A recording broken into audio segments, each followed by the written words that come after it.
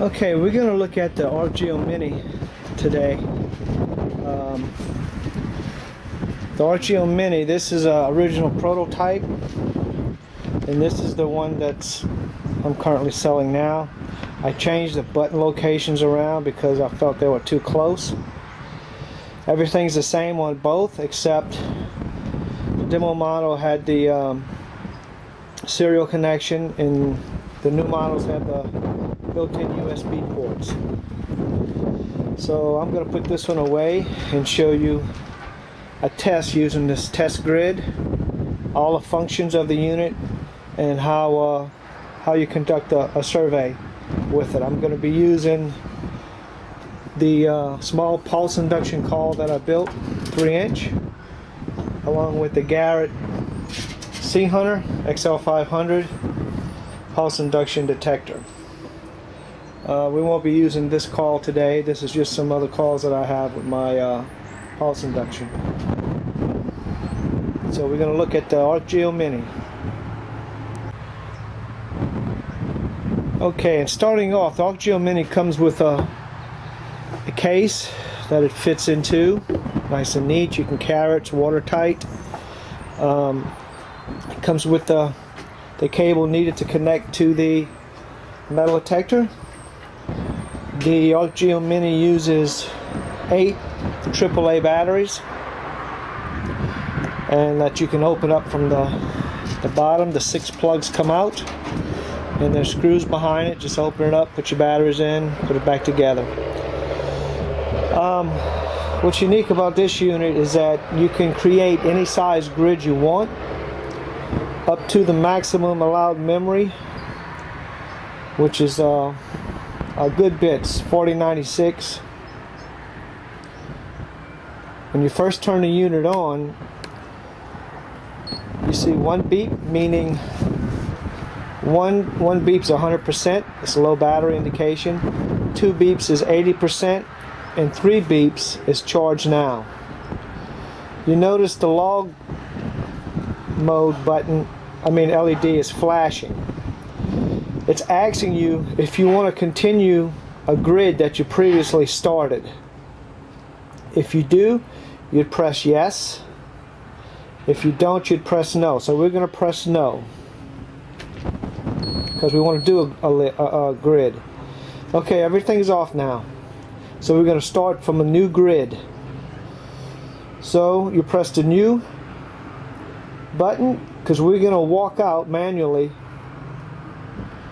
the X portion of our grid.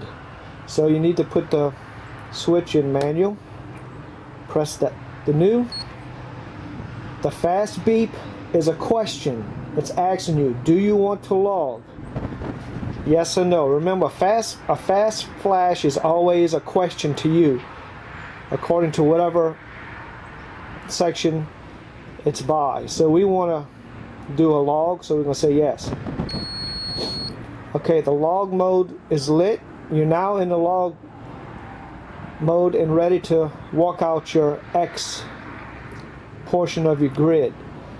So on your grid, you have numbers 1, 2, 3, 4, 5, 6, and so forth, all the way down to the end. Now, half of this is numbered and half isn't, because I split it up into 2 grids. But what you would normally do, you would set your ground up just like this. This could be a 20 by 20, this could be a 10 by 10.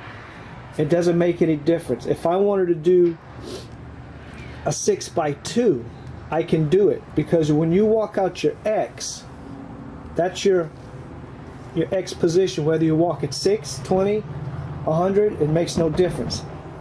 So you can effectively log any size grid you want.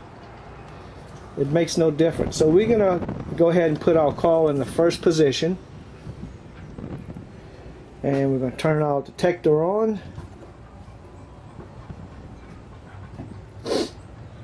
Okay, now what we're going to do is, in the manual mode, you have to do the log manually for the first row, or your first X. So we have we're standing. This is just like if you'd be standing at the first corner of your grid. You'd press the first log, it beeps and the light flashes. You move to your second location. Repeat, beeps and logs. Move to the third. And we're only going to do a 4. And then we're going to log again. Now we're going to say, you know what?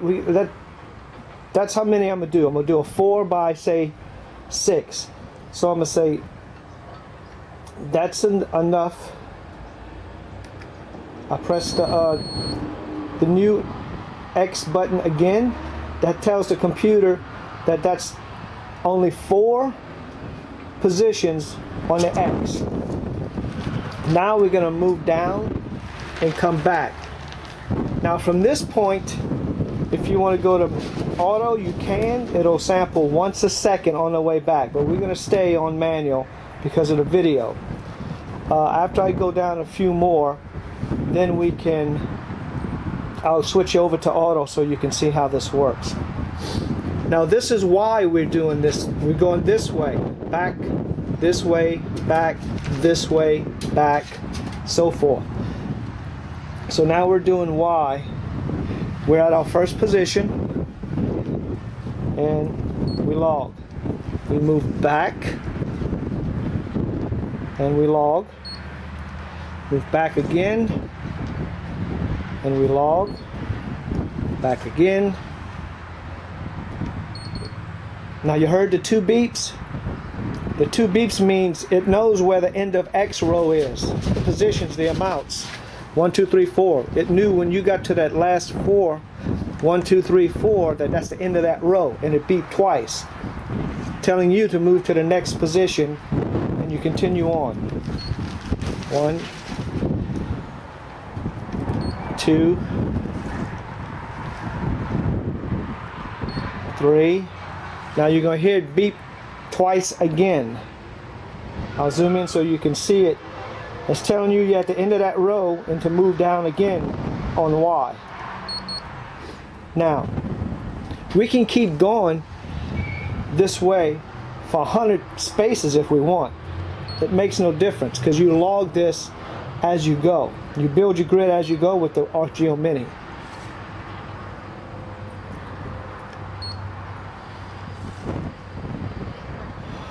ArcGeo Mini will only hold 1 grid at a time. Okay, I had to take up because you have to complete a row before you can stop. So this is the taking up of the next row. Okay, now we're going to keep going down this. I'm going to log this one manually. The first position of 4.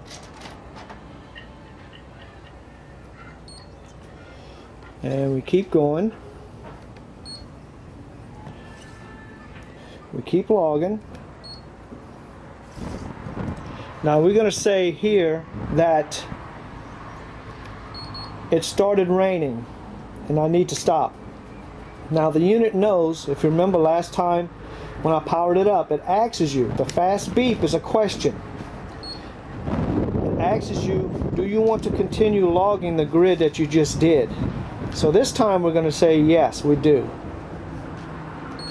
It automatically goes into log mode, and all you need to do is put your position on the next position that you need to continue logging, and that would be the beginning of the next row. We log it, and what this does is add to the grid that's already in memory.